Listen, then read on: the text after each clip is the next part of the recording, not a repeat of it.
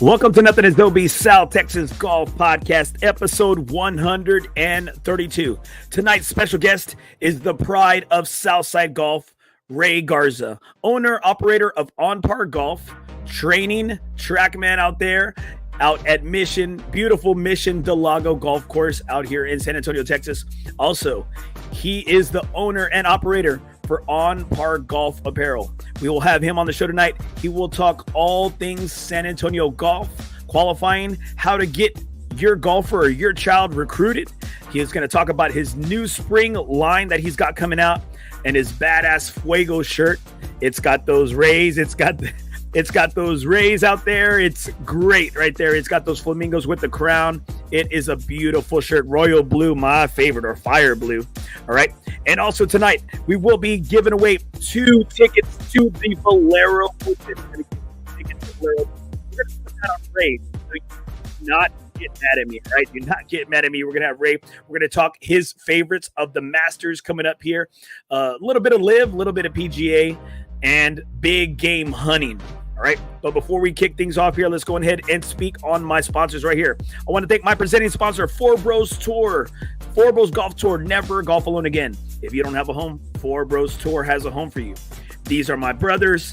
These are my family, away from my family. We take 0 admin fees, 0 money off the top. And that is everything. We are a member first organization. That is FOREBROS Tour, never golf alone again. Great event going out at Comanche Trace in Kerrville, Texas. This Saturday is going to be a banger right there at Comanche Trace.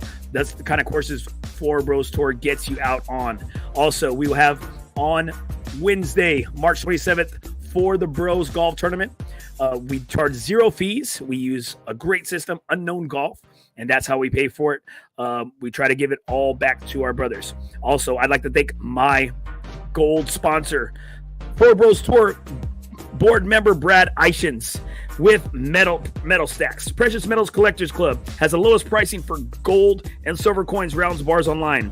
He offers 3 different options. 1, you can purchase retail and you can purchase silver and gold at retail. 2, you can join the club. 3, you can join Brad's team where you can earn free silver, unlimited retail commissions and bonuses up to $16,000 per week. I trust Brad.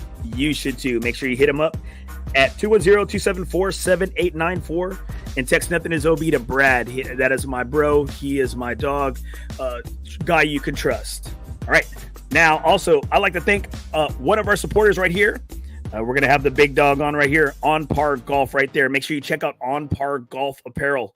I'm rocking some great gear. Ray Garza has taken care of us for FOREBROS. He was the official provider for our black versus gray first annual FOREBROS Tour Cup. And we're going to bring Ray out here on right now. Ray, my dog, how we doing tonight, brother? Great. How are you? Thanks for having me. Oh, man. Hey, dude. Great, dude. It's great. It's some good golf weather right now, brother. Yeah, no, great. The little cool, but I think we're gonna hit some more warm weather coming up soon again, and it's gonna be a good time for spring golf. Oh, hell yeah, man. It's a great time right now. So make sure you know, Ray, just let you know, make sure you pay attention to a lot of these people that are chiming in right now, because you are going to be responsible for giving one lucky viewer 2 tickets to either Saturday or Sunday's round to the Valero Open. And just in case, everybody always talks smack about me not paying up on free rounds or everything. Hey, we pay up. It's digital, baby. It's all digital. All right, you're good. I'll keep an eye out. I'll make sure I make a fair decision when it comes time for us to pick. All right, man. That's what I like to hear. All right, Ray, man. How have you been doing, man? I know you've been doing a lot of traveling. Every time I text you, every time I call you, you're on a trip. You're somewhere. You're on a beach. You're in the snow. You're everywhere but in San Antonio. Yeah, as of late, I've been traveling quite a bit, but I think it was long overdue for us to kind of break away for a little while. It was a great trip. I got a chance to spend some time with the wife on a few trips, and then the whole family on a trip recently. And we got a few more planned this year. 2024 was a big travel year for us family wise. It just part of what we had planned this year, nothing intentional. And I would say my workload is as big as it's ever been and then trying to squeeze in all this travel as well. Makes for some, challenging times to get caught up or prep before you leave. But, you got to do what you got to do, right? Well, I think that's the biggest reason, because for those of you that may not know about Ray, Ray was an educator just like me. He'd been started the golf program out at Harlandale, and so I think if anybody, Ray, can appreciate the long hours that somebody in the golf game puts in, hey, work hard, play hard, right, baby?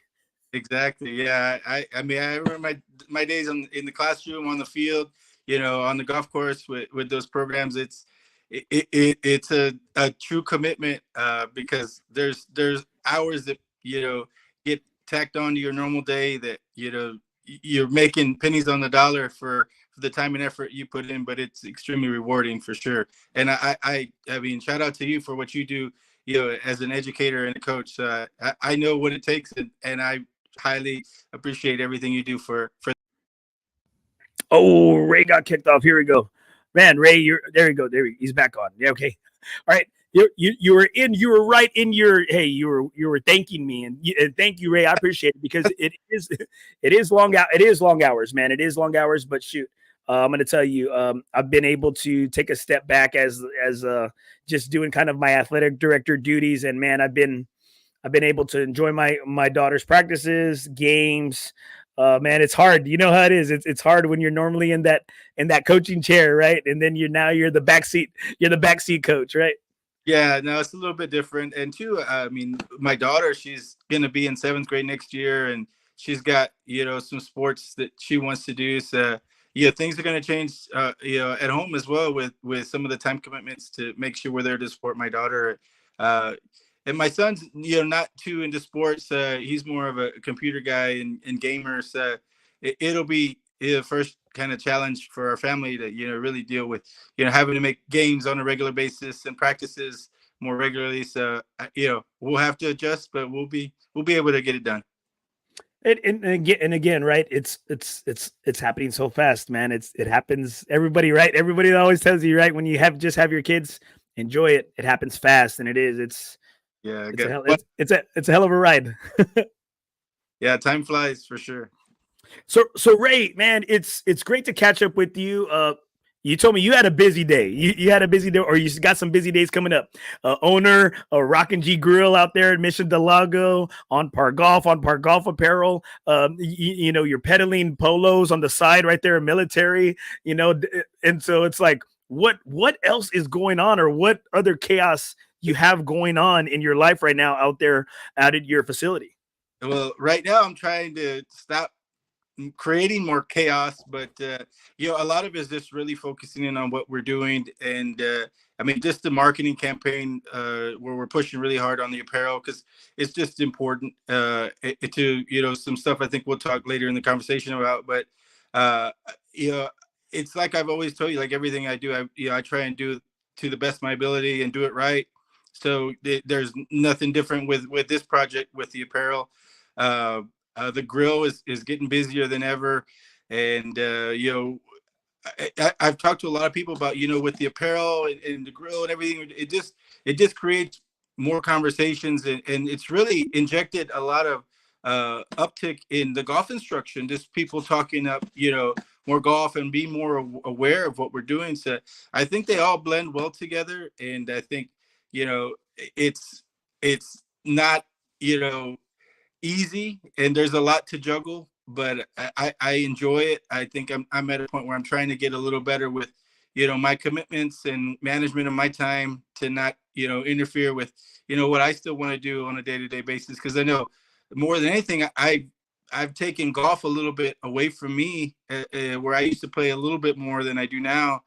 So that's back on my radar. So I'm trying to figure out, to find a good balance between, work, family, and golf.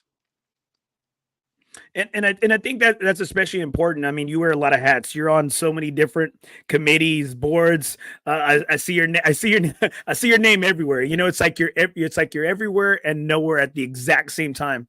And I think that's the thing, though. If for those of you that don't know, if you're just watching tonight, thank you so much for tuning in.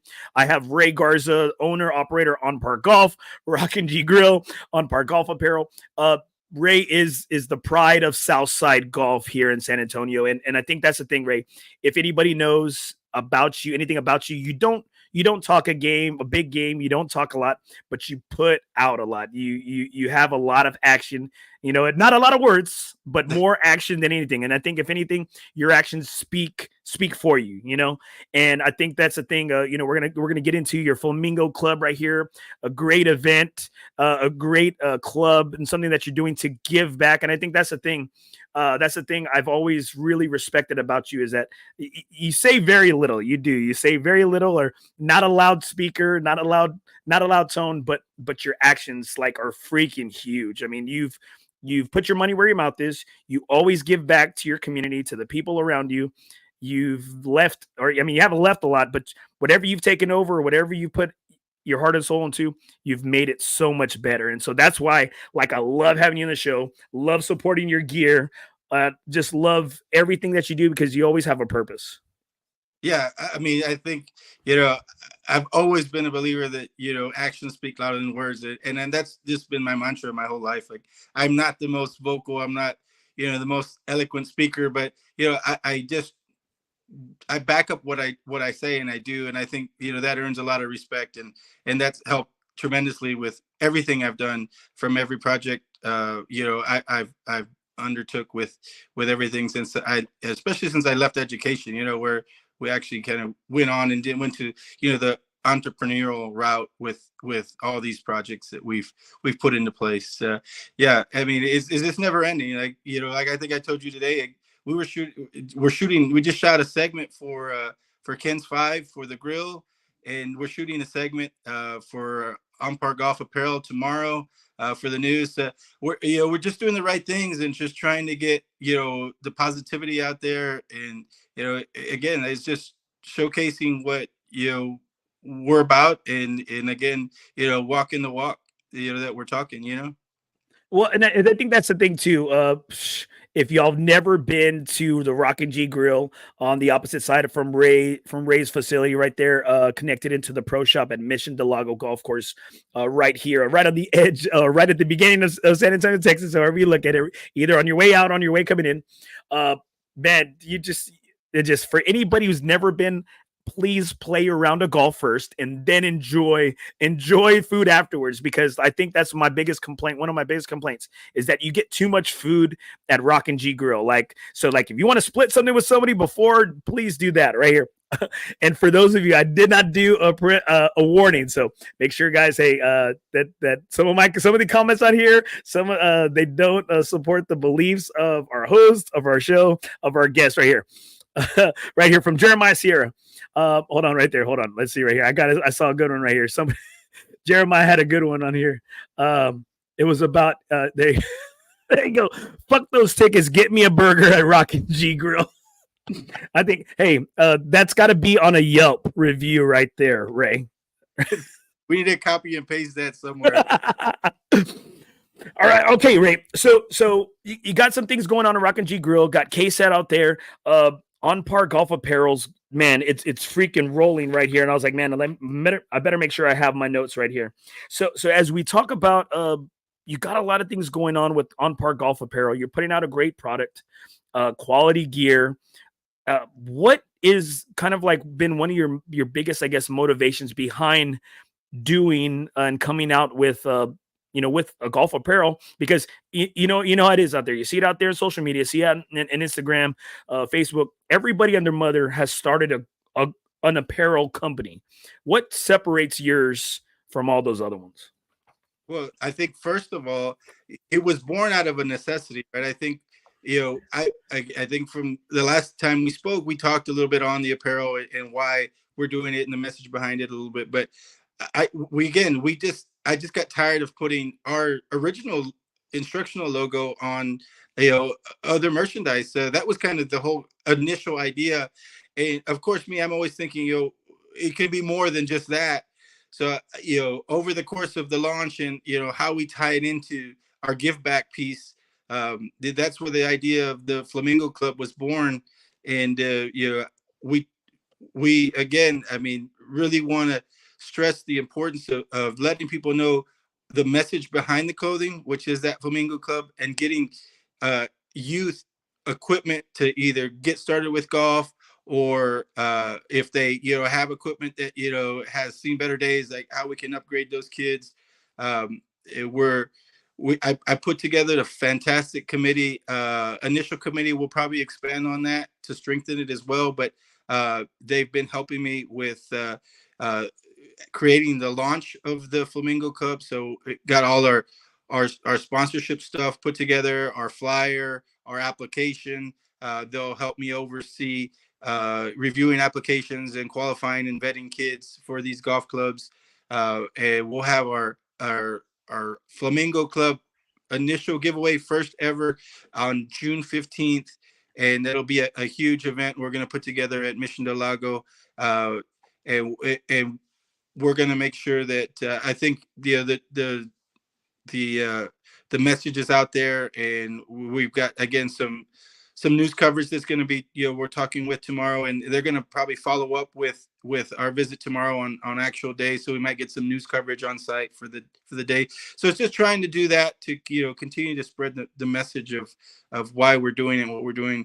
And again, a lot of it's based on the sales of this apparel. And again, you asked, the initial question was why it's so special. I mean, it's just great fitting, great looking golf attire, right? And that was number one. Like, I wasn't going to endorse it or stand behind it if I didn't like it. It's just like everything else I do.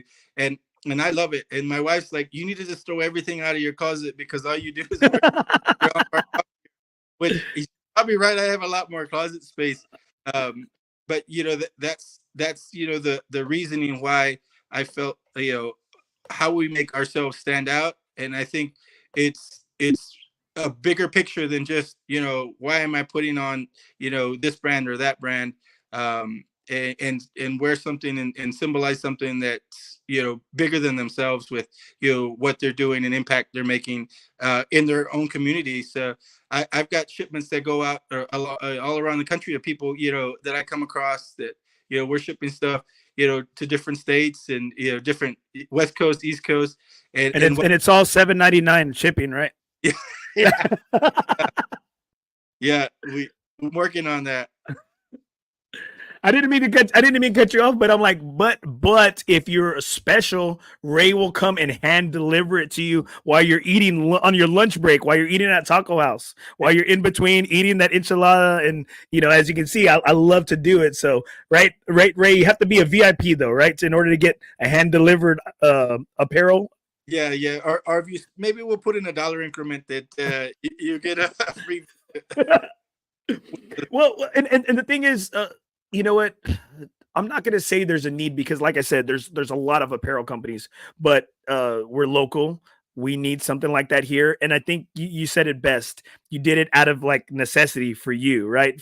It was necessity. It was important for you. And that, you know what? Hey, some of the proceeds, they go to, to do something that you've been doing already, that On Par Golf has been doing, but now you get to do it like more. Right. It just we can just scale up on it. And with a lot of the relationships and networking that I've created, over my whole life, really, we've got some resources to make an even bigger impact than just, outside of our sales. Like, if we get, some dollars behind us, and things go well, we can reach, twice as many as our goal for this initial, June, giveaway. And if we continue to, grow and expand this, I mean, I think whether we, it creates its own entity where maybe it's a nonprofit or there's something that we can tie in. But, we're not doing that until we understand what we've got and where we go. So like anything, it's very transparent. All the funds, everything that we create, 100% is going back to purchase everything we need to pull off the event and purchase the equipment and get these kids started, with golf. And if anybody knows, golf is not cheap, especially. And I think, I think everybody has kind of that story, right? That it was that uncle, that dad, their dad, maybe even that mom, or, their friend that just kind of chopped down one of those old clubs, right? And maybe even kind of put a makeshift, grip on there and put that club in that kid's hand. And I know that was when we first spoke, that was something that I know happened with you. And it's just kind of like, hey, you know what? outfitting these kids and getting them a proper club, but kind of build that same love that was built, in a lot of people. Right. Yeah. And I think like in AA, we're gonna do it. We're gonna do it right. So with the program, the kids that qualify after the cutout date, we're gonna custom order a set for them. So it's not just we're getting these blank sets of clubs. Like each kid will get fitted to their height, their size, order the equipment, and then on giveaway day, they're all gonna get that new set of golf clubs to walk away with. So I think it's going to be more impactful than just here's a club kid, have go for it. Like, we're tying in a golf clinic to that same day as well, so those kids get to put them right into action the day we do the giveaway. And I just think that's important for what we do, and I think that's something bigger than you, bigger than me, bigger than On Par Golf is, because those generations are going to come after us, and if we can give them a head start, I think that's something I think's important. And I when I was young, I would have hoped someone would have had a program like this. So somebody's got to start it or initiate, get the ball rolling with it. So why not us? And I think the thing is, you said it's bigger than us. Well, Ray, everything's bigger than me. So make sure that when these kids outgrow these clubs, that I'm next in line. Okay, that I'm in line. I want their hand-me-downs. I'll put a little note in my book. Well, okay. So I got a while back up, I'm getting my clubs worked on, and I see some, because I got some new ones with some badass, shafts, right? XCM shafts. And I go back there and I see that there's these clubs with black Project X, graphite shafts. And I'm like, man, these feel freaking great. Well, then this kid walks in and he sees me with his club, and I'm over here like, I was like, man, these are perfect for me. And the kid just maybe this is a little taller than me. And I was like, damn, I said, yeah, freaking. I was like, these clubs like fit this kid. And I'm like, I was like, can I get a discount? Like, can I get the junior rate? Can I get the junior rate on these? But and that's the thing too. I think a lot of people right here, we got a lot of I'm trying to read some of these comments. I'm like, guys, there's so much chatter on here. Like it's happening so fast right here. I'm just going to read a couple right here and we'll continue. This is from Jeremiah Sierra. Loves supporting Ray Garza and all his ventures. Always a class act and treats you with the utmost respect. And I think that's super huge right here. And you got Richard Mendez. The Flamingo with the crown is Ray Garza in Spanish. Crown, cane, Flamingo, Garza. It's awesome. And I think, it's not just something out of the blue. This is great right there. You got Chris Esparza right here. Chris, love the cheeseburgers, man. Everything's good there. Everything's super good at Rock and Jew Grill. You got right here, Steve Chavez. Andy ready to caddy at the Masters. I didn't think about that. Green hat, white. This is not a onesie. So maybe yes, Steve. I am ready. I'm definitely ready. So Ray, as we talk about the Flamingo Club and we talk about all that you do for On Par Golf, one of the biggest things that I want to talk about, because there's a young man I'm trying to help, and I know you've tried to help him out as well too. How can you help? And you've sent several kids to college. I think that's what a lot of parents, a lot of people always ask is like, how can I help my child get to that next level? To get, help financially, get some of their, their school paid for with their, with their golf ability. And how has that been on your end, being in the school side, being in the school sector, and then, being like, a private instructor, how can we help these parents or kind of open some of those eyes to get that kid that look or just that bite to where they can take it the rest on their own? Well, I think if you look at it, because I can kind of give you multiple perspectives, because I've been a high school golf coach, I've been in the instructor, and I've been the kid that was trying to do that and get recruited and play college golf. So yeah, I think from a coaching standpoint, and what I saw when I was a head golf coach was, I think a lot of it, from the coach's standpoint, is maybe just networking again, right? Like, who does that coach know that knows someone that can help, have that tiny conversation that might lead to, a second look at a resume, or, a second look at, why should I pick this kid over that kid for, a campus visit, or, come out and watch him. I'm a college coach. I want to watch this player play.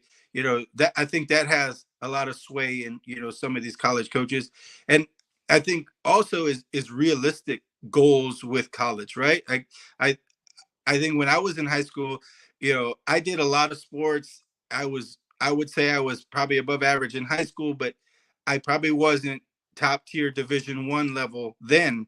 But I had aspirations to play golf at UT or, a major D1 school, but I just didn't have the scores, the experience to go that level. So I think as a player and a parent, understanding, where they're at so that they're making it an ask that's realistic.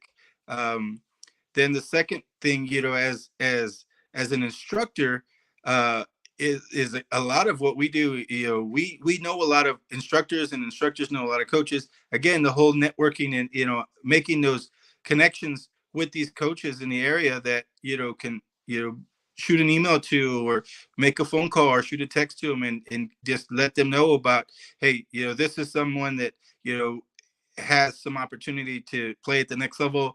You're recommending them maybe as a player that would be a benefit to their program. um, I think those are some key things as an instructor that we could do to help these young kids kind of figure out their way to the next level of golf for them. But everything's a little bit different, and I think those top tier, those are kids that are ranked top 100 in the country. So again, if that's not where you're at, realistically, those level coaches are probably not too interested in you if you're not highly ranked or coveted, or the scores are just off the chart. So that doesn't mean you couldn't play college golf, but again, set goals to something that's attainable. And I think that helps the golfer, high school golfer, find that college space that's right for them. And then from the assistant standpoint, from coaches and parents, is just being supportive and trying to help in any form or fashion you have with connections that you make as well. And I guess the last thing I would say is the actual player is make the ask. Like, if you're not actively recruiting yourself, or promoting yourself, well, they'll never know. So again, it's a little bit of responsibility on a lot of people. And I would say a golfer that had some sort of private instructor does help with these resources and getting assessed and having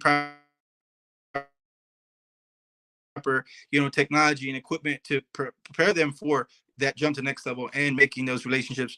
Because college coaches, they want to see TrackMan reports, they want to see data, they want to see numbers, and having that as part of your practice regimen. And it's like, okay, I can add that to my resume when I send it over to XYZ coach. I think that says a lot, and shows coaches that you're prepared, you're ready, you've done your homework, and you'd be an asset and valuable to their program. And I think that's the thing that sometimes we kind of overlook. I had Kane Bada, who was who was a standout All American. I think, if I'm not mistaken, he was like a division NAIA All American at Our Lady of the Lake. And when I had him on the show, a city amateur champ, I said, what would you have done differently? He said, I wish I would have put myself out there more and got into the recruitment game a lot sooner. And I think that's the big thing. I think a lot of times, and I'm sure, Ray, you see it, sometimes, you have these coaches that call you, and they call other coaches, hey, I got such and such money in regards to, tuition. I got this much percentage, I can get the rest of it academically. And you know what? Can you send me a kid, or do you know of a kid? Because a lot of times these late last minute scholarships kind of fall through. They slip through the cracks. A lot of times golf is different than a lot of sports. Like when I spoke to Coach Winterkey from UTSA and Coach K, his predecessor, these guys, man, they're on a recruiting level like 3 and 4 years like ahead. Like they're like, oh, we have somebody for 27. Oh, we got 2 slots for 28. And then now I think everything that threw a mix, that threw a mix up was the portal, right? The portal is just crazy. Like, and again, the kids are getting recruited. There's no handshakes. It's all like over Zoom. It's all like you said, the numbers. They're looking at the numbers, looking at video. Maybe you know what they did at maybe at Blinn, what they did at Howard Payne, or what they did here and there, right? What were their numbers? And I think that's a lot of times coaches are kind of blind in regards to the kid. It's a numbers game. Right. Yeah. So again, I think Kane was probably right. You've got to get out of your comfort zone. Just because you have a good round or two or a tournament or two, that doesn't make enough noise. You've got to make your presence felt, and a couple of letters. If you're not getting your response, just stay on it, stay active. Whatever channels that you can to try and make those connections. It's just a lot of the responsibility is on the player. If they're set on a certain school or program or area they want to go to, or division of college golf they want to play, it's not just play good and that everybody's knocking down your door. Like that's very seldom that happens, because there's a lot of kids trying to get into these programs, and there's only so many slots. And I think it hurts too, because I mean, I've been at the middle school level really a good majority of my time, 2 years in high school, and from what I've seen from coaches that we've sent kids to, a lot of times, hey, like like I said, they get that phone call, and it's like, how bad does that kid want it? Hey, I got a spot for you in Kansas. I got a spot for you in Nebraska. I got a spot. You know what? How bad does that kid want it? And a lot of times, if you had a previous kid to do well there, right? And maybe not even do well, just like do what they're supposed to do, right? Just, hey, go to school, stay out of trouble, play the sport, train, do everything, like a program kid, right? That coach always, right? You're always in the back of his mind, right? Like, I need a kid. I'm looking for somebody. Do you have anybody? Yeah, no, it's a tough nut to crack sometimes, because sometimes at the end of the day, it's still a good old boys network. It still is, that. Because a lot of these coaches, they already have in the back of their mind who they want. So to break through, it would take sometimes something, extremely extraordinary for, their mind to change on, some recruits they may have in mind. And that's why you don't want to put all your eggs in one basket either. You've got to, be willing to maybe move out of state, and maybe not pick the school that was your first choice, because a lot of it too is just because that's the school you want to go to. Maybe you make the team, but you rarely travel, or it's not the experience you want. Because I think if more young golfers thought of where they see themselves maybe after college, so they can think through, it's just a learning space, right? So if I want to be on the PGA Tour, I want to be on the LPGA Tour, you can, and you don't have to play top tier Division I school to do that. I mean, people have done that for years. It's just a learning space where you get to play, you get to travel, you get to learn the road, you get to do all those things, so that when you come out of college, you graduate, you have a degree, number one, first and foremost, and two, you've had 4 to 5 solid years of playing experience to springboard into, I want to play professional golf now, because it wouldn't serve anyone well if I went, to a Division I school, but I played, 1 to 2 tournaments a season. Just in what's your long-term plan, and how does that play into this one little 4-year piece of that whole puzzle? And to see, like, the thing is that for some people, people that don't know, my brother-in-law went to Mission Cherryland, and he's a classmate of Abraham Answer. And what did Answer had to do? He played 2 years at JUCO.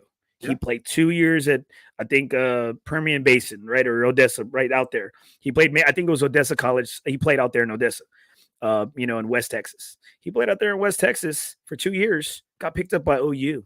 OU is always in the national spotlights. Well, what does he do? He turns that into the Corn Ferry into PGA, now a big, huge payoff with Live. And he's set, all because what? He did what he was supposed to do for 2 years at a junior college. Right. Yeah. There's no perfect pathway. You just have to know what you're trying to do and how to get there.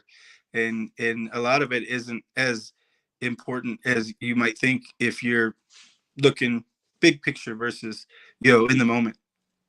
So right here, we got some comments right right here. And this is another thing too. Jordan Calendar right here. I wish my high school coach knew about the swing and how to coach. Our coach was there for free Pro V1s in golf. And Ray, how much do you see this? How much do you see this in high school golf? Because a lot of times, what does the coach do? He gets us, or they get assigned. You know that, right? They get assigned, they want the stipend, they want the extra days, and they want the box of Pro V1s. It's scary, to be honest. I guarantee you, in the greater San Antonio area, there's only a handful of coaches that know the golf swing enough to, help a middle to top tier golfer. For the most part, a beginner, the coaches are going to know, they probably golf a little bit or have an understanding of golf to help these kids. But, I don't want this to come off the wrong way, but I think a huge chunk of high school golfers, and I'm saying this, are high school coaches, and I'm saying this as a former high school golf coach, like, I refer to them as bus drivers. That's really all they were good at, like, is getting the kids somewhat organized, get them to the golf tournament.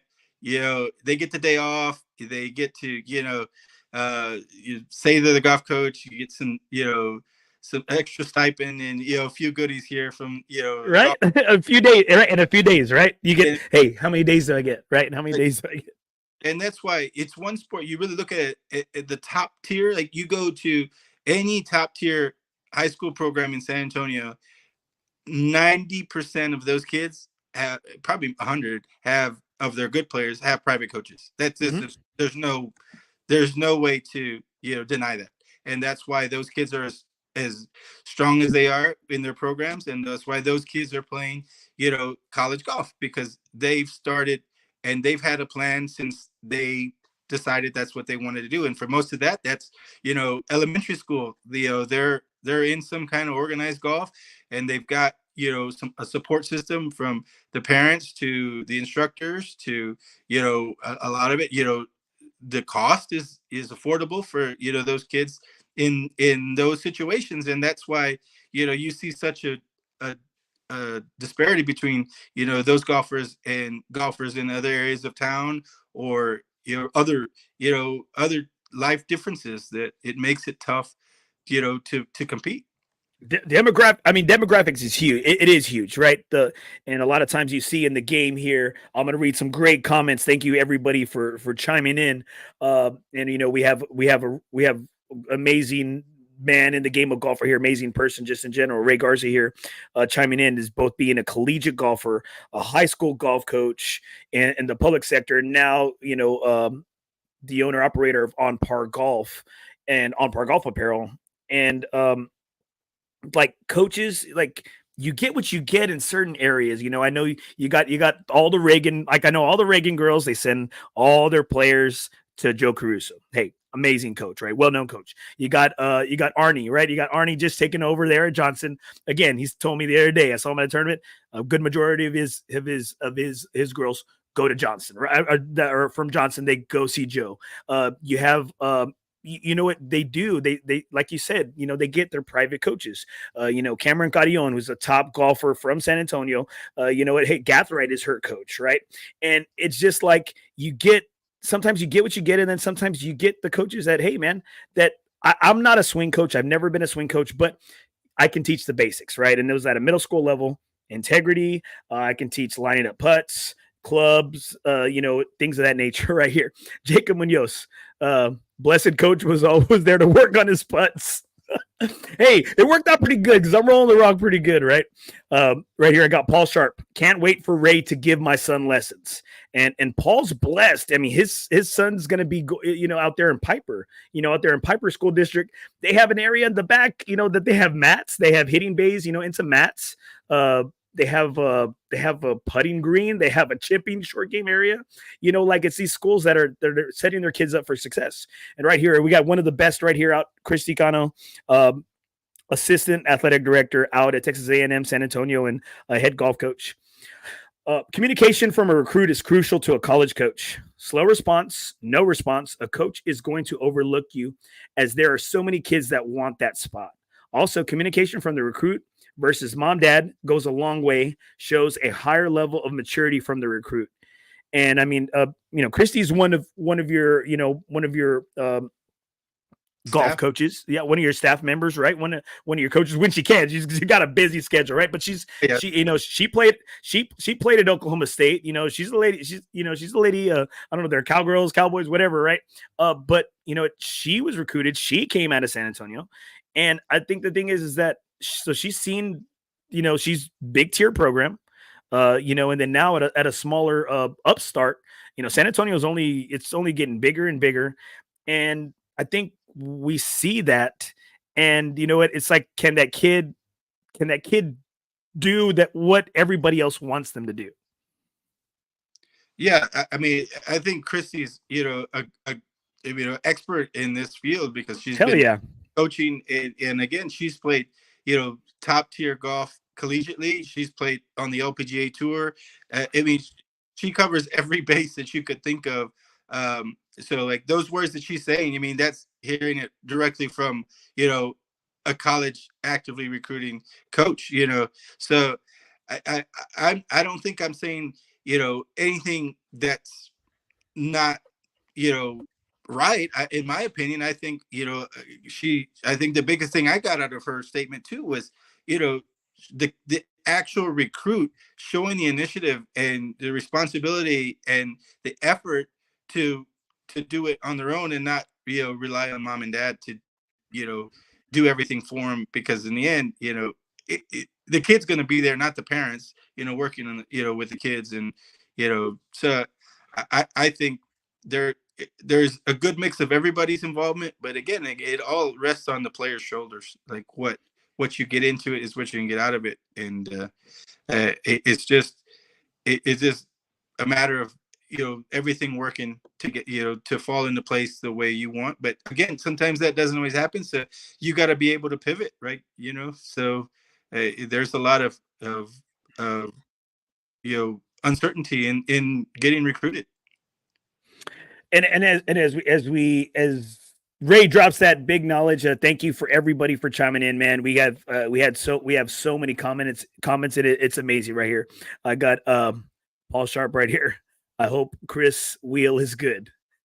And you know what? Like I said, hey, Davenport, man, you see all the TikToks about Davenport, man. That place is like, it looks like a college campus. I think it's bigger than freaking SAC. It's more updated than Palo Alto. I mean, like it's amazing, man. They have TikToks about it because it's got like Chick-fil-A. It's got all these places in it right here.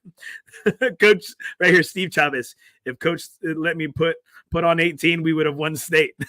Put on 18. Would have won state. And Ray, as we pivot right there, I think you have to be current in what's going on in San Antonio golf right now. There's a lot of talk in regards to course conditions. Is it growing season, not growing season? What do you think is maybe some of the biggest things going on? And you see it right now. I mean, hey, your grill is attached to Mission del Lago. Your training facility is right across the walkway. What do you think are some of the biggest things that golfers in San Antonio are having to kind of deal with currently? What's the state of golf from your point of view? I mean, I guess it's just dependent on where you play golf. If you're a weekend warrior that depend on Alamo City Golf Trail, or you're a member at a club that there's maybe more resources for them to have the course in certain shape week in, week out. I guess those are two separate things to think about. But it's hard for me to see some of the inconsistencies between the courses and what goes on, like from the city standpoint, right? I don't have any input in it, and I know they work as hard as they can, and I know it's not the strongest staff, and there's turnover things. There's a lot of things that come into play, right, with managing these courses. But I think too, this perspective of like, are you getting your bang for your buck out of it? Yeah, I guess that's in the eyes of the beholder, right? Because Well, I think, and I'm not trying to cut you off here, but I think too, you could have told me. I mean, in your heyday, you could tell me. I said, hey, there was a cash game in Divine here. There's a game here, Alsatian. There's a game mission. Like you knew where all the golfers wanted to be at Monday through Sunday. If I'm not right, if I'm not mistaken, am I right? yeah, I And could find so day of the week. well, yeah, we know you can. I mean, you got in the back the black pages for golf, all right, for cash games. But the thing is like that's what I'm trying to say is, has that changed due to maybe some of the conditions? Because man, I heard, I mean, not trying to throw shade at anybody. I heard Divine used to, and that was a course you grew up on. Yeah, like I heard Divine used to be a hot spot, for these back alley cash games. And it's just, you say Divine now, everyone's like, oh, they got 4 temporary greens, things like that. Yeah, I mean, if you want to go that route, like back in the day, Divine, they had the best Thursday game you could find. I mean, you could have, I probably played Divine and had 30 bets on that one round, like $5 bets. You multiply that by, $5, you're playing, a couple $100 a hole, really, and you got wheels and you got all kinds of stuff going on, and you got the skins game, you've got, the pro-am built into that. So, these guys would come out to try and make a living out there. That was either a good payday, or, you went home with your tail between your legs because, you lost your ass. So those were so much fun. And I think it's not so much the courses that have changed. They have, yes, but it's the group of people in that time frame that had a different mentality, and it was just a different game. I think we're softer now. I guess that's an easy way to describe it. Say that. No, and see, and this is what I want to hear. Like this is what, because you've seen all of this changing. I hear it when I'm sitting there at your bar at Rock and G Grill. I hear it. I hear the guys in the background, talk about, oh, well, how about this? Well, what about, I hear it because, again, being at the location, a lot of times people say, Mission doesn't have a lot of traffic, and Riverside being closed down really helped y'all bring that traffic and see how great that course and what y'all are doing, and I say y'all because, I mean, you're tied into that Mission golf community. Right. And the thing is, it's like, you hear that, like, it's brought in people like, hey, this place has got some freaking life. But then you get all walks of life in there. You got people from 90, you got people from way down 37, you got the Floresville crowd. You have it all. And so you say that we've gotten softer, and I think a lot of people, I'm not gonna say well, maybe I'm a Northsider now. I got Central Air, so hey, it's a lot different now. But I think you're making a freaking sense. I think you're making some damn good sense. Yeah, I mean, I'm in my mid 40s now, and I've seen, the old schoolers. Like I remember when I was a kid watching, my dad play with, these legends of the OGs of San Antonio that would, play for whatever you wanted, basically. And these guys, this is Persimmon Woods before metal drivers, old school club. Like, this is old school golf, right? And those guys, they were out there to take every penny you had in your pocket, and that was what they were there to do. Like, it was straight up hustle, right? And that lived a lot through Divine and that group. I would say till maybe the mid 90s, and then it kind of started tapering off. But man, those games were like cutthroat, like hundreds, thousands of dollars sometimes, that they go late show playing after 18, and that was more important than playing your first 18, because that a lot more significant dollar wise than it was to playing the initial 18 holes in the afternoon. Everybody's waiting for the late show, but I just think now it's more of a like have a good time kind of mentality. And, let's play for handshakes. Let's play for handshakes, right? But I mean me and my dad, when I was in high school, like, we would play anybody, really. Like, I was too young to be gambling, but we would play. Like, I can tell you a Ray, story. nothing is OB. Ray, stop. Ray, stop. Stop. I think this was probably in the mid '90s, late '90s, maybe right around my junior or senior high school. We would play it, and me and my dad had a bad day that day, and I think we lost like $400. And that was like a lot of money, back then for us to not, would have to pay. You know what I mean?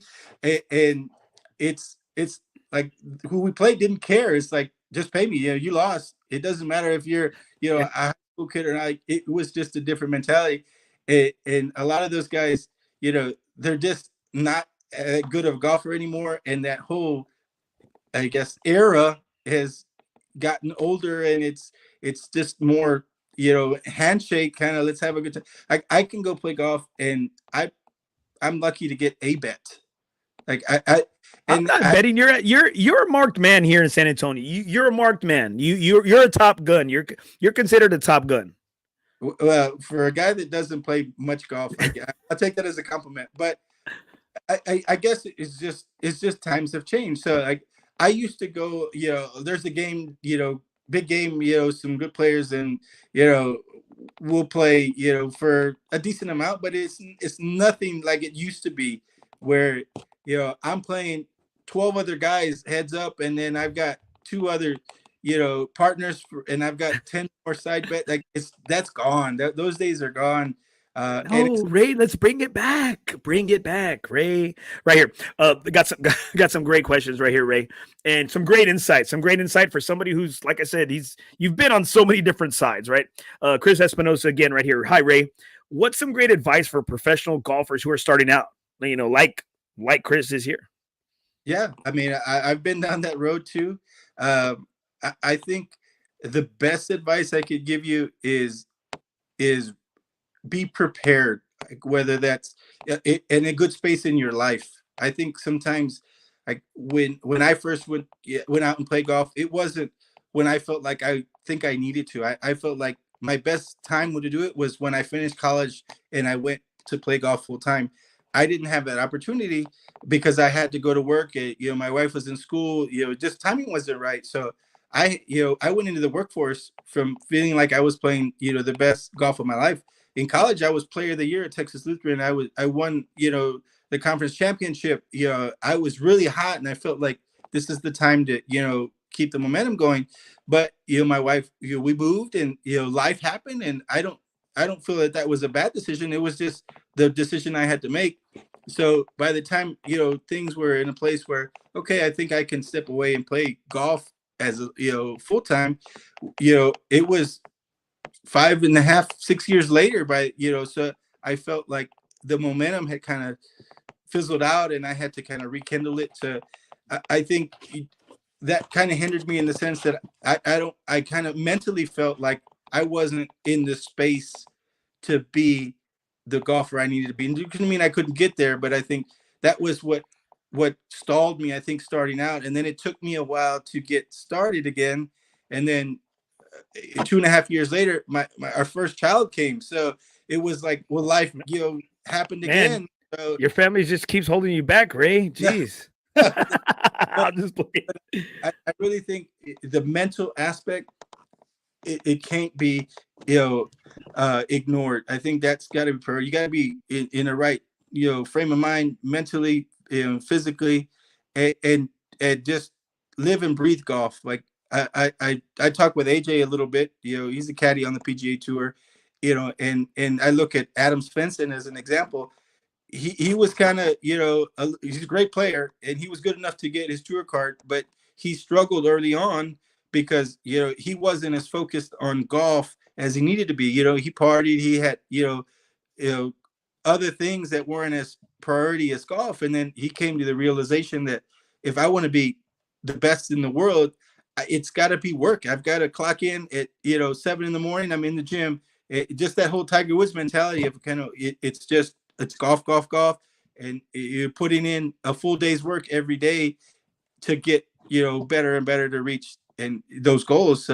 I think it's number one, being in a good space mentally. And of course, you got to keep your body right, and then putting in the quality work and guess just surrounding yourself by, good support system. But you know, it's just a tough gig. Like you got to enjoy life on the road. You got to, you know, go through a lot of bumps in the road, because professional golf is not as pretty as what everybody sees. That's that 1% of the 1%ers that you see, with the flashy cars and the traveling around the world and all this great stuff. It's for 90% of, professional golfers, it's the complete opposite of what you see. So you just have to be mentally strong and have, you know the determination to do it, because it's definitely not easy, and you're gonna lose more times than you win, guaranteed. So you got to be able to tolerate that and have the mental strength to persevere it and stay focused on your goal. But I mean, that's just kind of my take on what I took and what I've seen as an instructor, and these kids that come to us with those aspirations. I think, again, it's just being realistic, like, and finding those right steps, because it's very seldom that you're going to go from high school golf, college golf, and I've got my tour card. It's a lot of in between that you have to go through that grind, and as long as you're willing and able to do that, and you're committed to it, it's doable. Anything is doable. Even me, as I think about where I go, down the road, I still want to play professional golf at some point. So I think my younger days are past me in playing, PGA or those kinds of events. So I'm closer to the Champions Tour. So I've kind of thought of how timeline goes to where as I get closer to that 50 mark, I may want to try and play again, but right now I've got so many things going on, and again, I'm not in a clear head to do that. So I'm not going to commit myself to doing stuff like that till I'm ready. And I think that's some advice I could give you, as kind of game planning for what you need to do, Chris. And I think that's great, Ray. Thank you so much, Ray. Because again, you've been on you've been on all these different sides, right? And I think a lot of times, we only see a certain, we only see things from afar, right, on the outside. And right here, I got John White right here. Opportunities are usually disguised as hard work, so most people don't recognize them.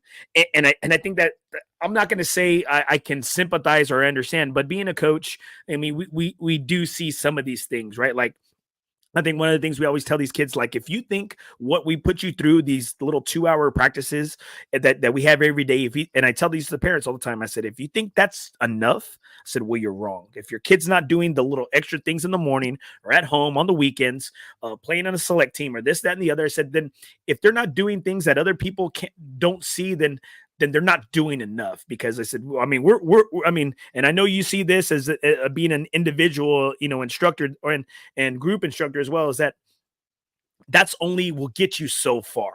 Like, I know working with you and being out there at your facility, you gave me some things that I needed to take from there and do on my own, and Yeah. that's on me. And right now I have the privilege of doing a program with Jeff Young and Mike Romanowski, Mach 3 guys. And I mean, they're legit. I mean, they have legit coaches, Casey Carnes, Michael Freeman, these guys are legit. And I started doing their mobility program, that they're kind of, I'm not going to say guinea pigging with me, but they're putting me through the ring, and they say, let's see if this 44-year-old out of shape, little 5'4" nothing Mexicano can do our mobility program and be all right. And I'm going to tell you, I'm hoping I play well when people see me, because like you always tell me, you said, hey, you're going to rock my On Par stuff. Hey, make sure you make it proud. Make sure you make me proud. Because if not, don't wear it. He's like, wear it cut in the grass or something like that. And I think that's the thing.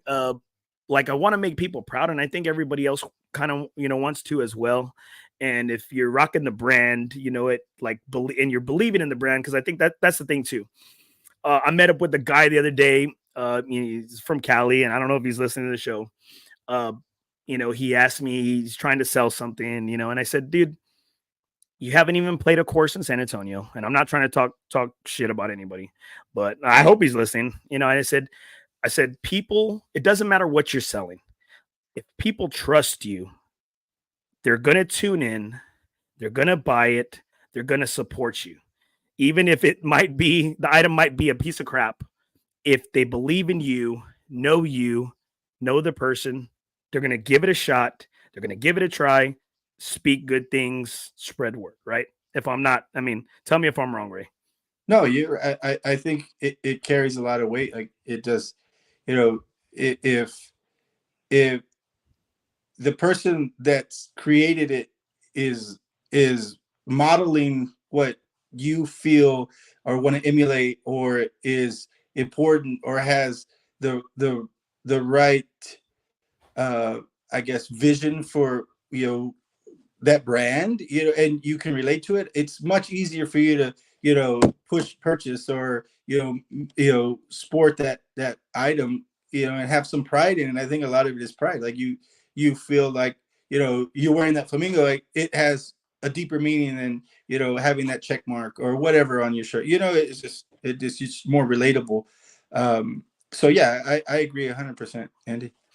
And I think that's the thing. And so like I knew Mike and Jeff before. Like, I took a couple of clinics and I'm like, man, you're making Joey Gonzalez over here. He's like freaking 60 years old. This guy keeps adding swing speed. I'm like, man, this guy's swinging faster than my at the time, like 30-year-old ass. And I'm like, there's got to be something in the water over there. The secret layer, Mach 3 secret layer off of freaking Blanco. And I'm gonna tell you, I'm over here, my old ass. I'm in the backyard doing my exercise, my jazzercise, and for 15 minutes I'm getting my ass kicked, and I think it's working, and I hope I make them proud.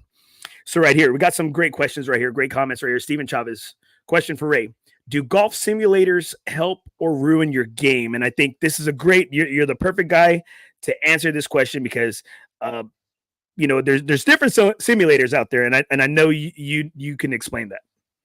Yeah, I think there's a definite preference. Like if I was to do a survey on our clients, like half would probably say they like hitting they're doing their practice sessions inside, and half would say outside. As an instructor and as my preference as a golfer, I'd be on green grass every chance I get. I feel like my interaction with the golf ball is on green grass when I play golf.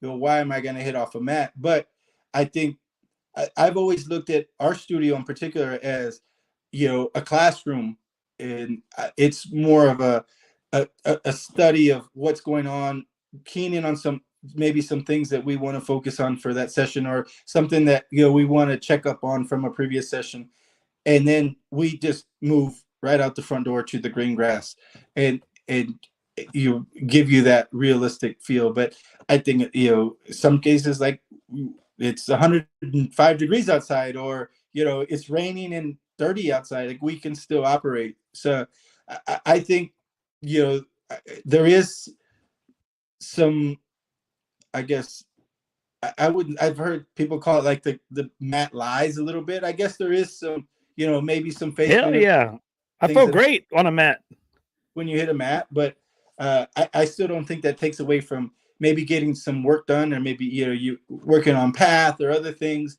I think it has its place, but I don't think it's ruin the game. You look at other places, and there's so many places in town that are lit and that have mats and enclosed, and it just gives you more opportunity to get out and practice, get involved in golf. So I guess it's just what you want out of it.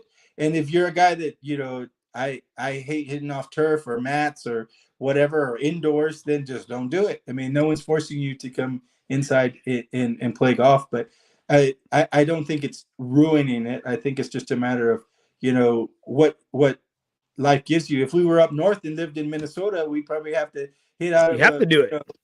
Indoor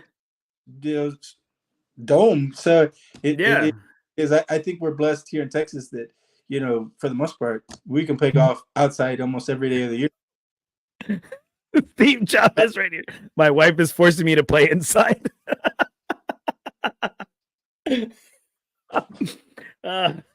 Well, That's I above my think pay grade there. I can't help you. well, I think the thing is too, Ray. I think I look at it as when you started when you started doing it. I mean, help me out. I mean, you were just a little spot in a little corner of a fitness studio, right? Um, Yeah. and but you had the technology, you had TrackMan technology, right? And I think that's the big thing where some people that I've seen since you opened up there at Mission Delago, right? That I think some people didn't have the technology, and now there's been since y'all started working with the TrackMan. I think so many other companies have tried to duplicate that at like I guess a more cost effective level, right? And I think the thing is, uh, there was I guess what was the one, the Opti shot was a lot like the simulators that a lot of people had because it was affordable. It's cheap, right? You could connect it to your USB or whatever, right? And I think the thing is now is that people want to see the numbers. It's we talked about earlier that it's a numbers game. People want Yeah. to see these numbers. Numbers don't lie. Men lie, women lie. Numbers, they don't lie.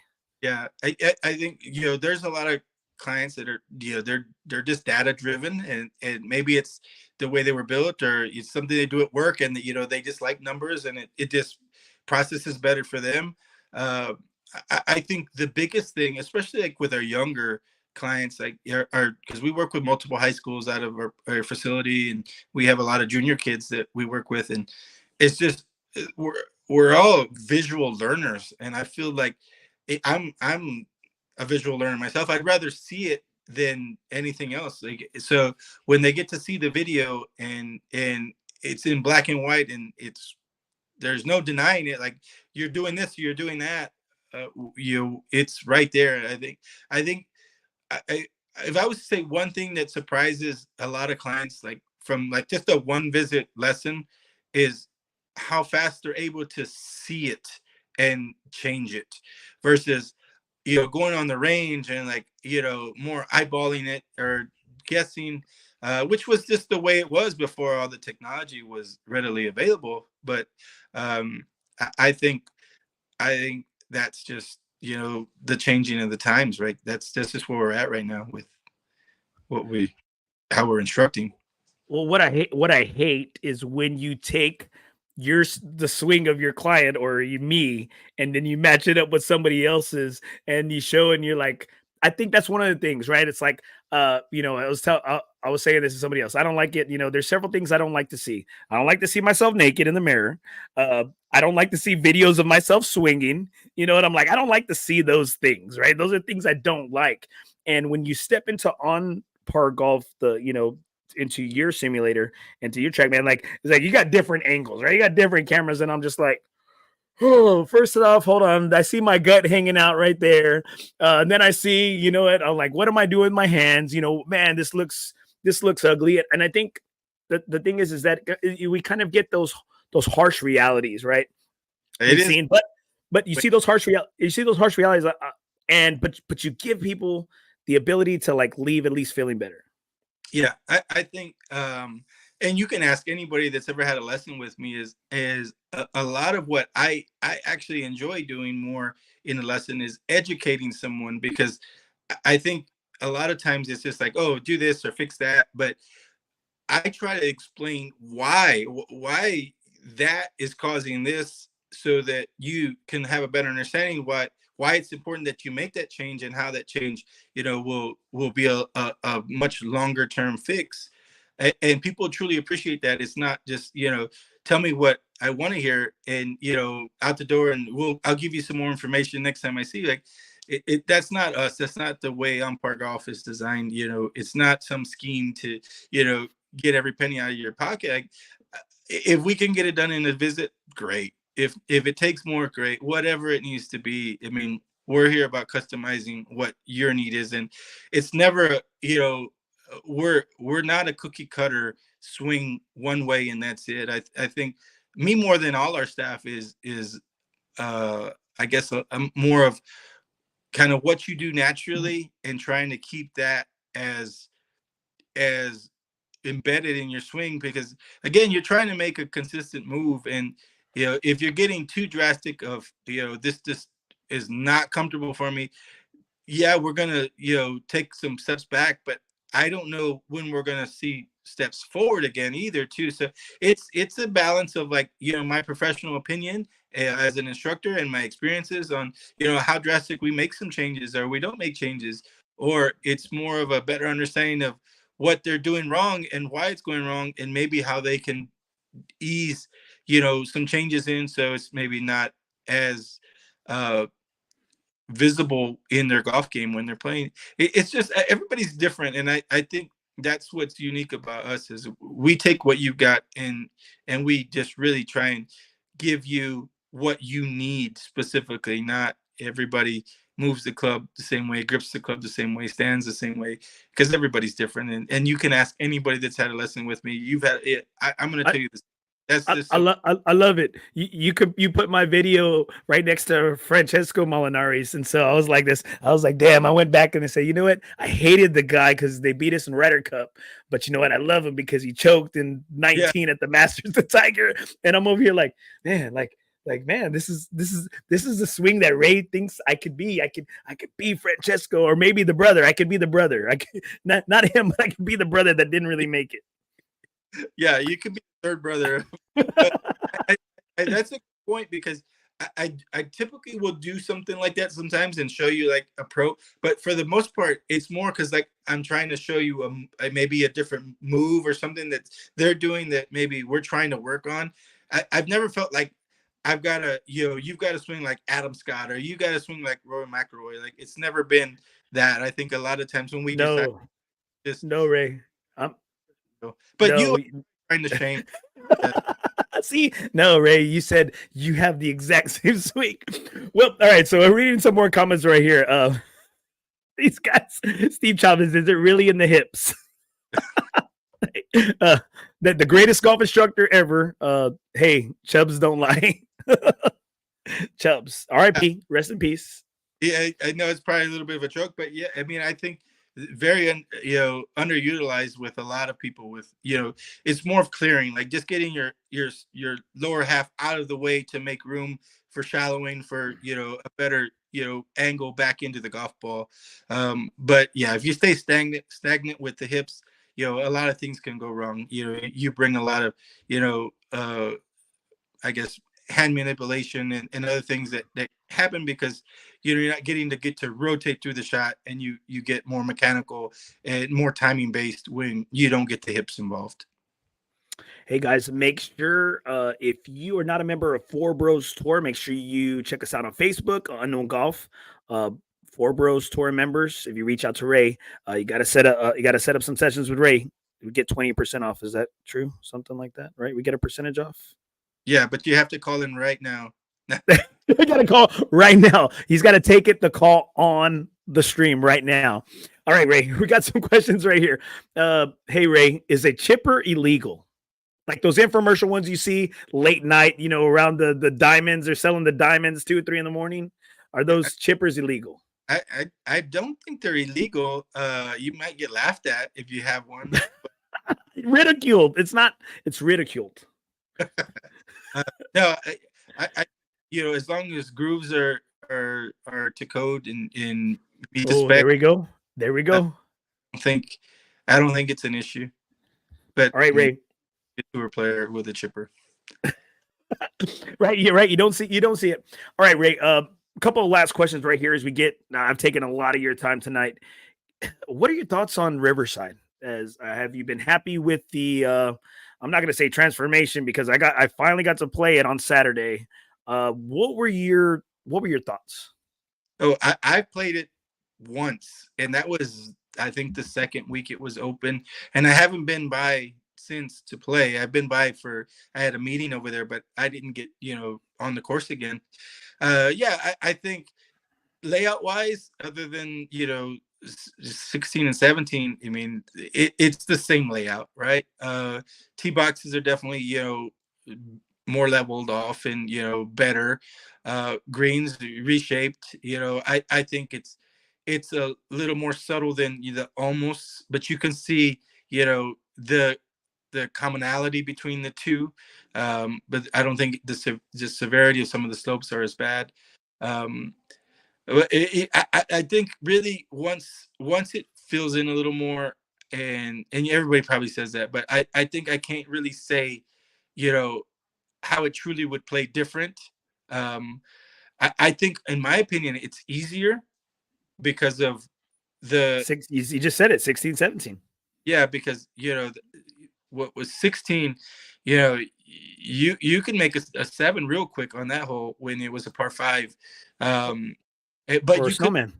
I put it for eagle a lot of times because you just got to put it in the right spot off the tee, and really it was an iron almost because you're just trying to find a gap in the trees to go over the lake, and then now that it's pretty much almost a drivable par four, with if your breeze is at your back, Short. and same thing with 17. So you could easily finish birdie birdie birdie on that course, and it's one of those courses that you could hit it 3 fairways over, and you could still probably make a birdie on some of these holes because it just the way it's laid out. You can miss it a little bit. You might have some trees here or there. When the trees are have leaves, might make it a little tougher when you're off the fairway. But I always felt that was one of the easier courses on the trail, and if you're more or less on target with your approach shots, I mean, you're still going to have quite a few birdie putts, and again, like, the finish is not as hard as it used to be, because that par five was up, and that par three was a beast too. It wasn't a pitching wedge into that par three 17, the old one. So I think I got to give it a little more time and play it again, where it's probably showing what it truly is going to look like.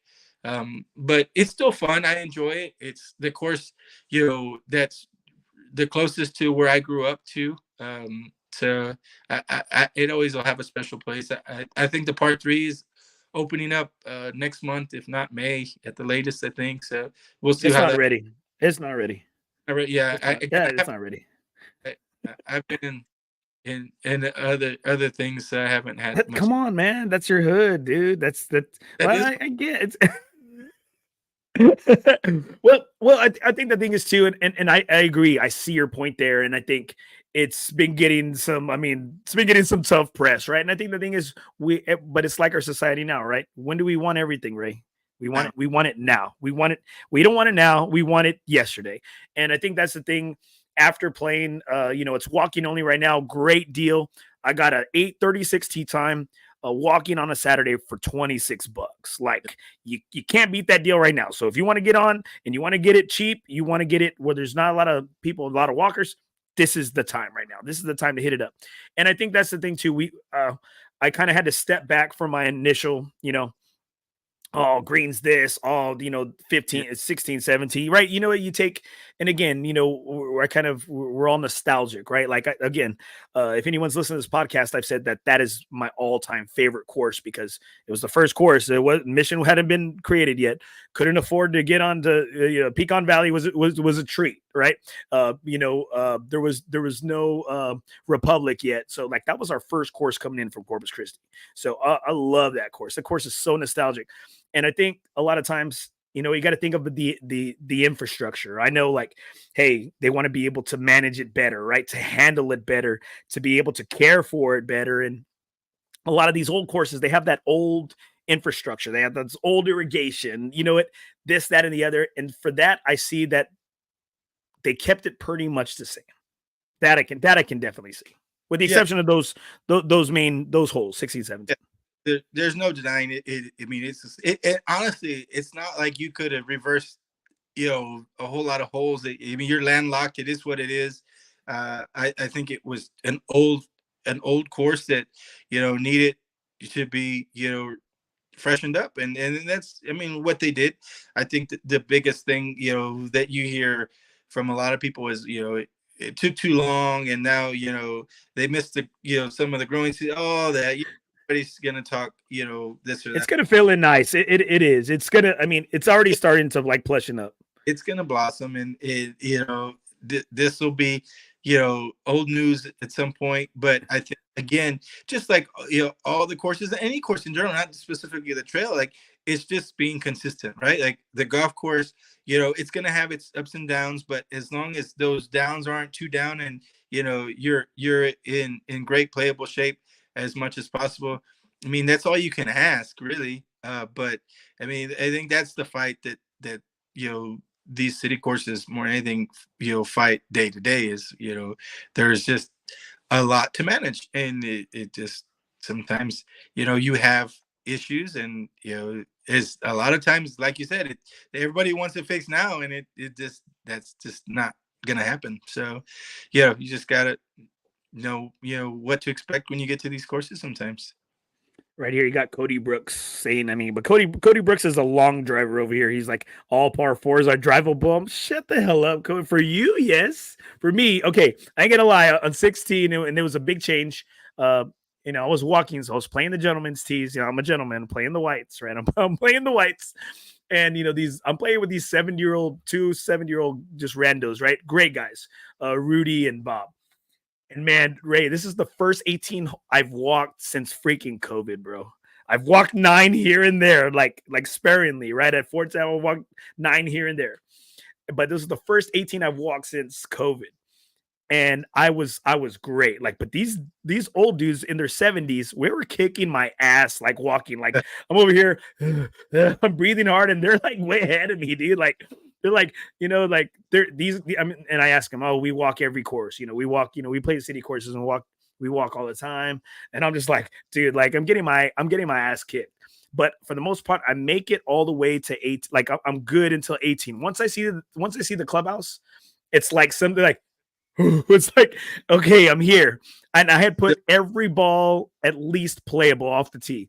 Well, shoot, man, on 18, I freaking snap hook into a tree, drops down. I'm like, and then one of the old guys, Rudy, tells me, he goes, you relaxed, didn't you? Because you saw the clubhouse. And I said, how did you know? He goes, I could tell. I'm like, I was like, I thought it was over. I saw my mind sees the clubhouse, and you're like, hey, bro, you're done. You're done. Like, you're right here. You're at the finish line.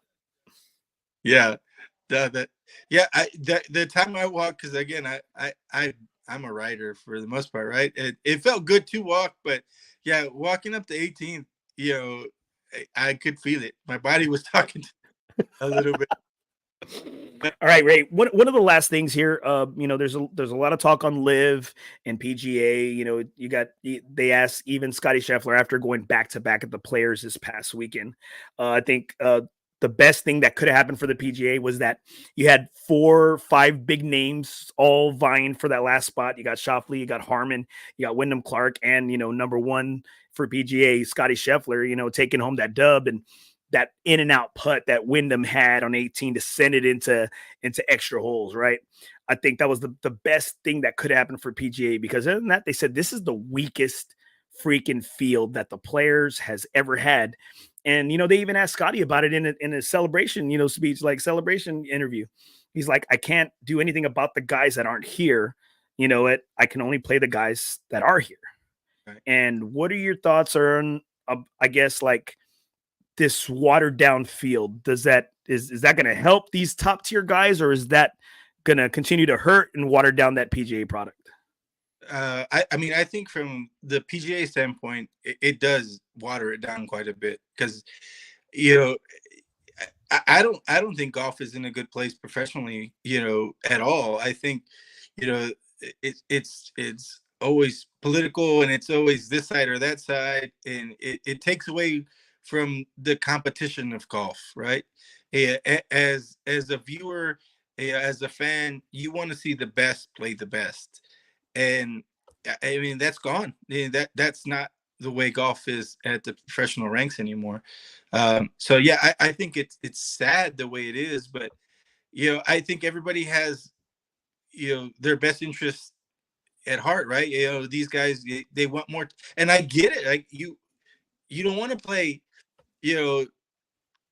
12 weeks straight, and you never sleep in your own bed. Like they to have some freedom like these lives players have, with events that are not back to back to back, and fewer rounds, more casual. I mean, it just takes less toll on you, and you're making more money. So you hear them on these talk shows talking about it's easier from, if you thought of it as like a corporate decision, right? Like, or I'm going to switch careers with this other company because I'm going to do less and make more.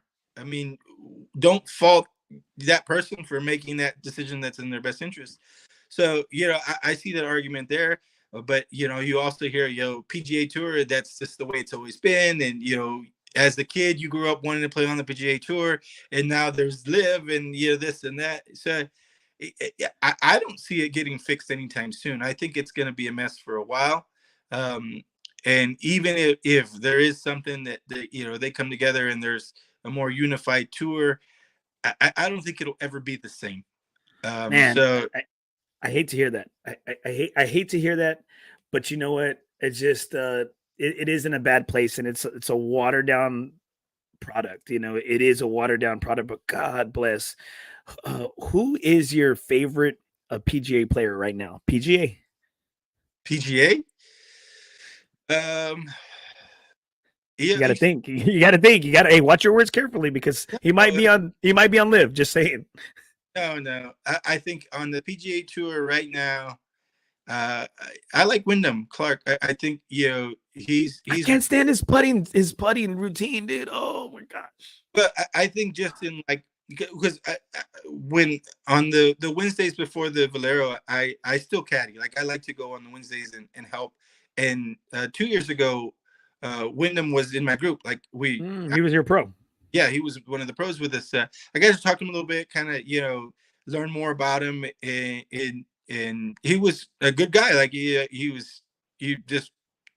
rubbed me the right way, right? He just felt like, the guy's, legit, and he's worked his butt off. Like, he's been kind of that middle of the road kind of PGA Tour player, and he just found a way to find another level. And I think that's very impressive and very difficult to do, to go from just a tour carrying card, a PGA Tour carrying player that card player that has great game, can play, but just is never really at the top of the leaderboard much.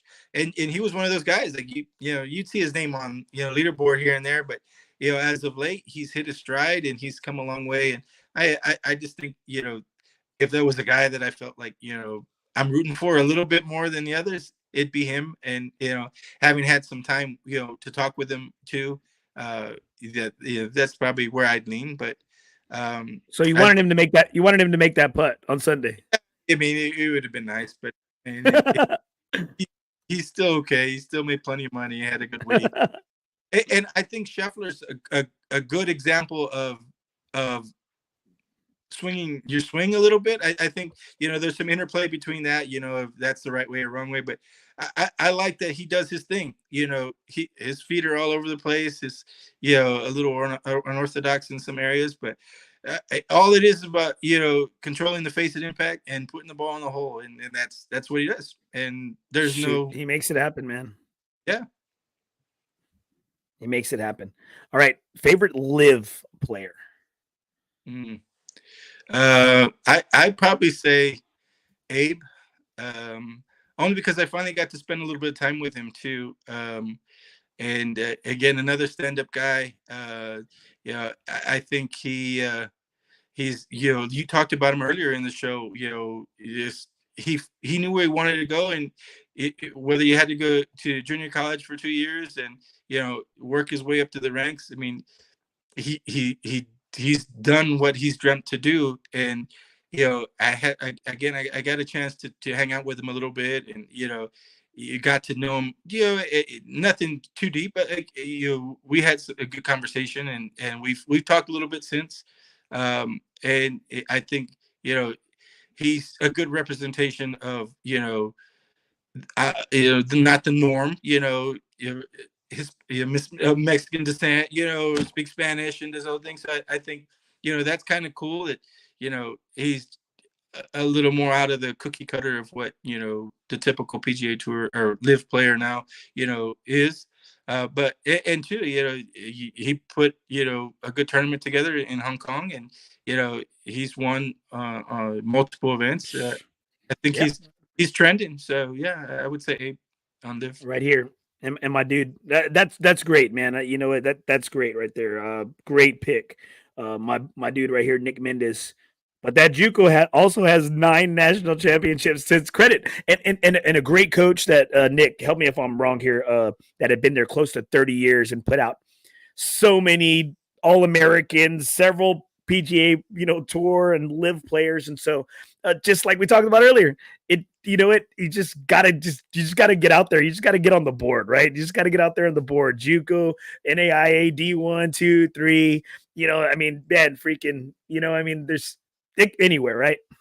Yeah, as long as you're golfing and competing, if you win and you continue to win, people gonna recognize that, and it really does. It's not as relevant, I think, in the big picture. Yeah, it's nice to do it at the top tier level, but again, it doesn't mean that's as far as you can go, just because you're not at the top level or top tier at every step of the way. Right here. Thank you, Nick. Correct. Coach Paul Chavez, Hall of Fame coach. Man, this dude just recently retired, man. Hey, put out some studs, dude. It's a stud farm out there in Odessa, baby. Yeah. And too, that was, those schools, like, that was big back in the day. Like, it was almost like pushing you to go to the junior colleges first, get in a great program, and then you can more cherry pick where you want to go, because all those D1 schools are looking from those junior college schools to recruit, players that step in and they're rock solid and ready to go. There's no, freshman or sophomore that, is still trying to find their way. These guys can win and know how to win, and they add value to these big programs right off the bat. It's like, you have a place like Odessa, you have Blinn. It's like, feeding ground for the old Big 12 or the old Southwest, right? Or the Big 8. You got, like, feeding grounds for A&M, Arkansas, Oklahoma. It's like, you have great, there you go, Nick Mendes again, and he played out there in Odessa. Yep, we were able to play in 10 to 12 tournaments a season, and we're invited to D1 tournaments, and that's huge for a junior college. So that tells you right there that it's got to be a college, and it's got to be some players that had to hold their own, right, and not get embarrassed. Yes, yeah, no, I think it's just like finding your way, like what you want to do. I know when I was in college, or thinking about college, I wanted to go to a 4-year program. Like, I didn't want to feel like I had to go to 2 years and try and hope. Like, I wanted to go somewhere. So I got recruited. It was a Division II at that time, TOU, and then it transitioned right in the middle of my college career. So I went from Division II on scholarship for my first 2 years, and lost it my last 2 years. But it was because of decisions that were made out of our control, and it was either transfer and try and find an athletic scholarship. But I was academically already halfway in. I wanted to graduate on time, and we just figured out a way to do it and stay and stuck it out. And I don't regret it a bit. I mean, I started Division II NAIA and ended up finishing out Division III, but I don't think that takes away from anything I did on my resume as a college golfer. And again, it's your life lessons that you hear now to help that next group. Thank you, Jacob. Longest podcast ever, but it's good though. I mean, we got the pride of Southside Golf right here. And Ray's he's about to talk. Okay, he's going to finish out with I got some pictures of some of your spring line right here. You're wearing a Fuego polo right there. Anthony Martinez, I'm taking him out of any running for any of this. Dude's got a horseshoe stuck up his ass. This guy wins everything. He won a freaking polo the other day. I'm over here begging Ray. I'm over here like, begging Ray. Don't let Anthony be the only one out there. Don't let him be, out there rocking the Fuego polo by himself. And then, Ray's going to select a winner for 2 tickets. And then I'm also going to do a wheel for 2 tickets to the Valero Open for free. So, I'm going to bring up some pictures, and then Ray's going to finish out with the Flamingo Club, how to be a sponsor, which I became a sponsor today of the Flamingo Club right there. Again, I'm trying to follow your footsteps, Ray. Always putting your money where your mouth is right there. I'm going to bring up some of your badass shirts here and just kind of speak on them and speak on the line, because I was looking on your website, dude, and say you got some stupid names. I say stupid meaning like cool. You got some funny names right here. You got some funny names of some of these items right here. So let's go ahead and let's I, bring I, some of these onto there. Tell me, Ray, tell me. all right, are you gonna pop something up on the screen? Yeah, there you go. There you go, right there. Yeah, that's our sunflower full button down. Really cool popping color. I just I love these button downs. Like they're good, for dinner or your day out on the lake or whatever. They're just really light and airy. And the two that we have now, the agave polo full, or the agave full button down, and that sunflower pull down, full button down. Great sharp looking tops. I really like that one a lot. Hey, Fiesta ready too, right? Yeah. It looks like Fiesta ready. Come in, it's right around the corner. You got to get yours now because They just want to know, does the beer and the gordita juice, does it come out well? Yeah. Right here. Yeah, this Starburst there. Yeah. See the Starburst. I was like this. I was like, man. I was like, are those little Star? I'm looking in the print over here. So Yeah. Little...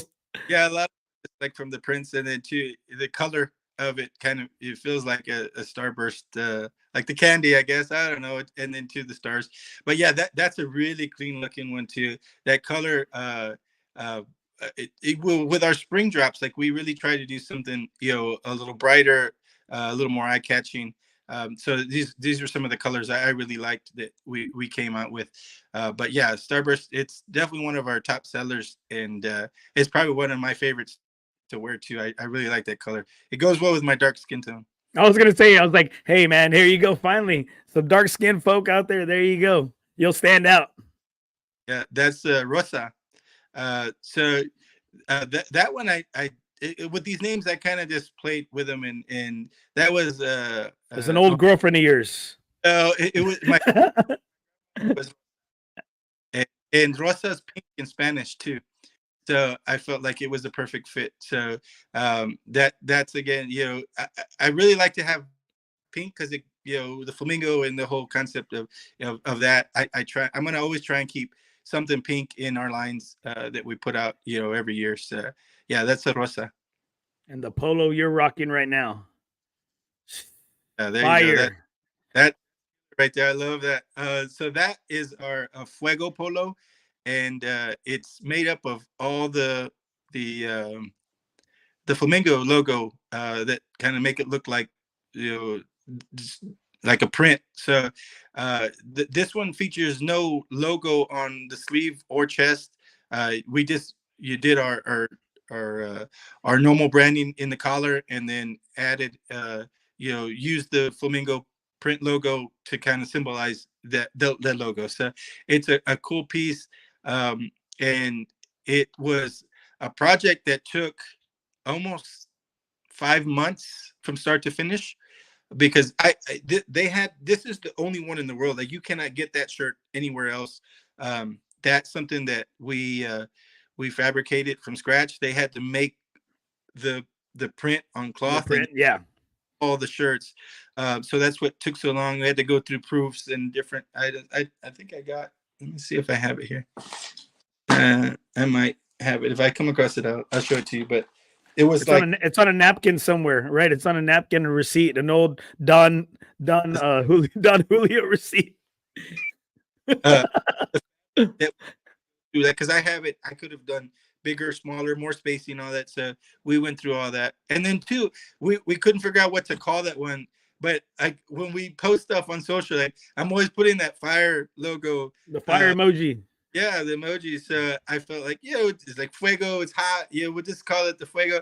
And two, we're still not 100%, but I'm 100% on naming the flamingo Fuego. Like that's the flamingo's name.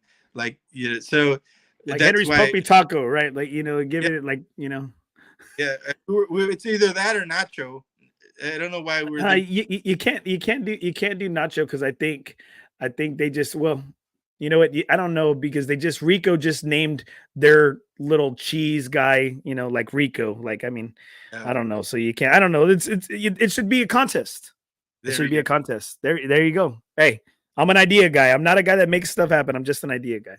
So at least for now, it's he's Fuego for right now. We're calling him Fuego. But yeah, that one is it's going to be featured for a while. What I want to do is every year, if not twice a year, but for sure, this year we'll stick with this one, is add in like a custom print. Like I've got to buy these at significant amounts. It's not like I can do, a handful here or there. So the more of these we see out there, the more benefit we're going to have for our Flamingo program, as well as, help us continue to build our inventory levels and be able to, keep bringing in these super custom pieces. Yeah, if there's one to get, this is the one for sure. I want everybody to start. It's freaking fire right here. See, there you go. You already got one right there. Tire Cowley right there. Fuego de Flamingo. Yeah, man. All right, I guess you already got it right here. Okay, so the last thing, Ray, I really wanted you to talk about that just became a sponsor of your first event. I know you spoke about it, but just kind of remind some people right here and just give them, some of the opportunities that are out there. I'm gonna put this out here. There we go, right there.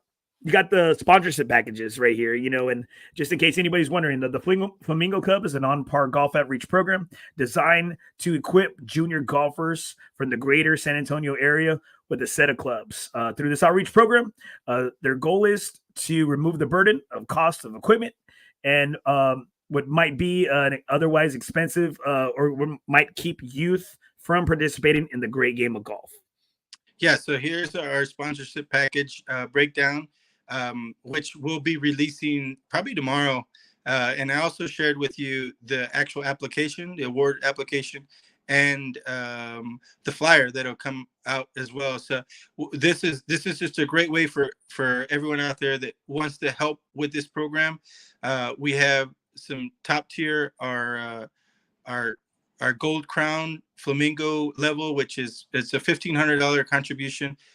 We're trying to get 3 of those.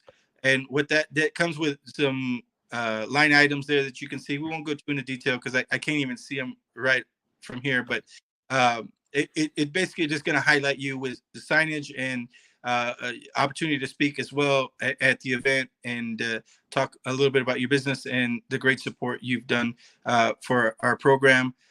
We've got some other areas within the event.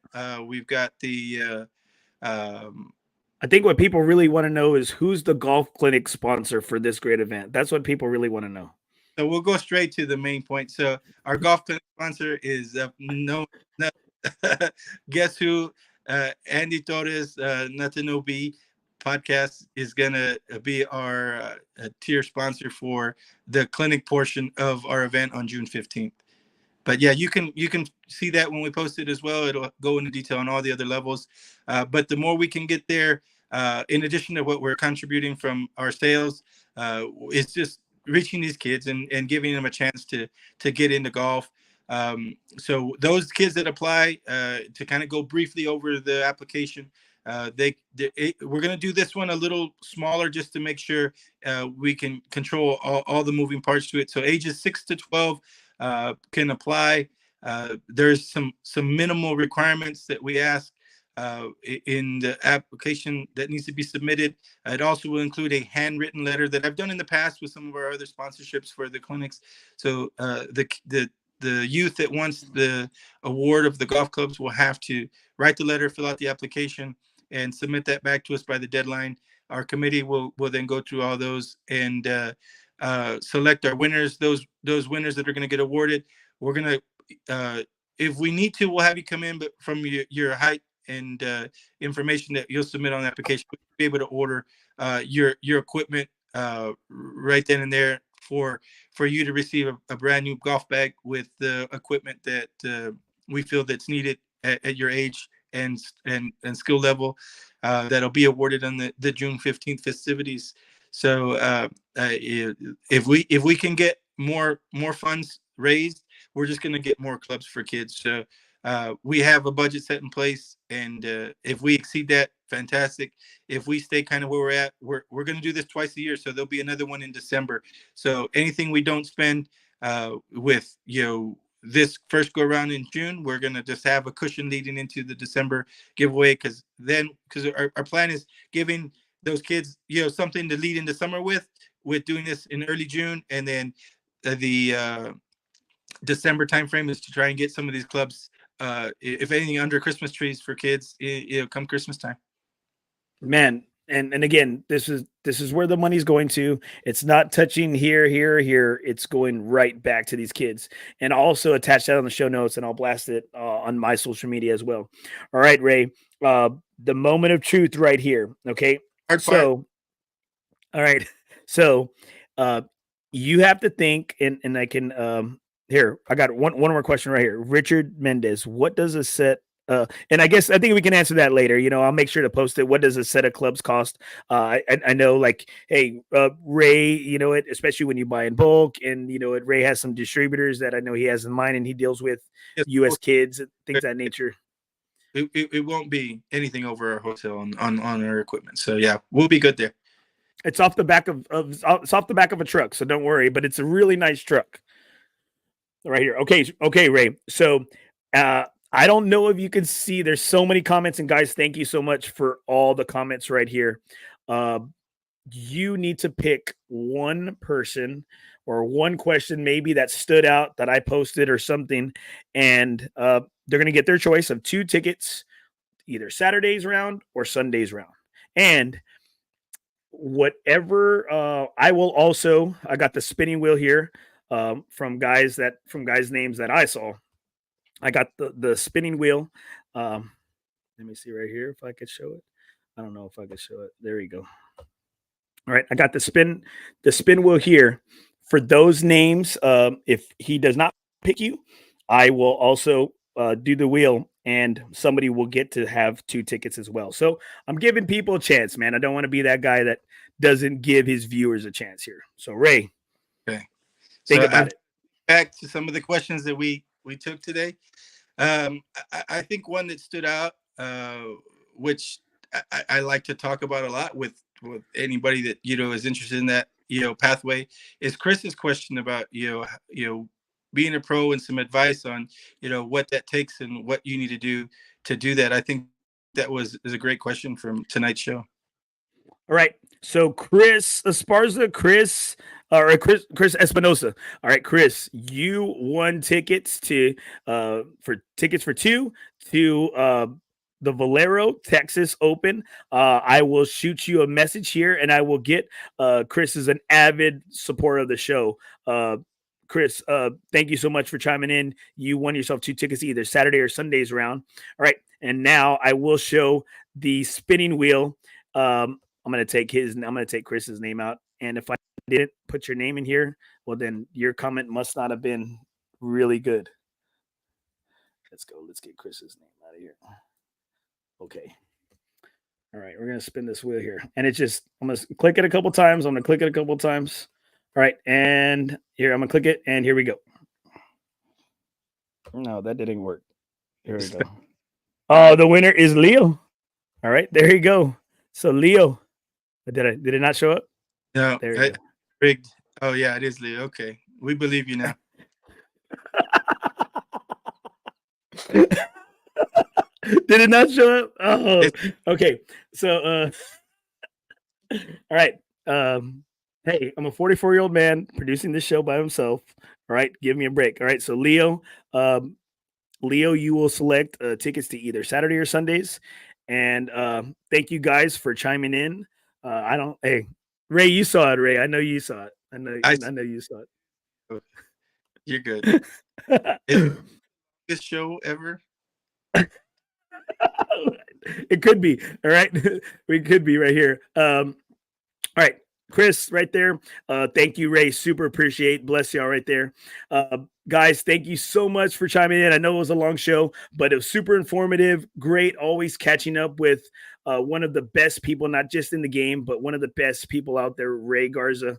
Ray, thanks so much for being on the show. I'll make sure, guys, you hit up www.onpargolfapparel.com to support. He's got all of his gear out there, some great freaking gear out there. And make sure, guys, you continue to support On Par Golf. I will also include the website in any of those notes right there. Thank you, Ray, so much for being on the show tonight, brother. For sure, brother. Thanks for having me. All right, man. Good night. Night. All right. Let's see, man. Thank you guys so much for chiming in right now. I've had a lot of comments in regards to my hat. I really want to thank my boy Mark Villagomez from Oakberry Golf Apparel. He made this badass mulligan hat, and he just put out on his website www.oakberry Golf Apparel. Make sure you check it out because it's a limited run right here. Masters Name Mulligan hats. Thank you so much for everybody for supporting the show. Please continue to support the podcast. Could always use your help. Want to thank my presenting sponsor, FOREBROS Tour, Never Golf Alone Again, and thank my gold sponsor, Brad Ishins with Metal Stacks. Make sure, guys, you please support if you want to continue to support the show, help us out in any ways, please support my sponsors, my supporters. Please check out www.msbrad.com for Metal Stacks. He'll help you in this great time of uncertainty in regards to your finances. Brad can help you gain those extra dollars for your rounds, for your vacations. Please hit up Brad at www.msbrad.com. And all you got to do is text him at 210-274-5894. Text him, nothing is OB. Thank you so much for supporting the show, guys. Good night. In the game of life, nothing is OB.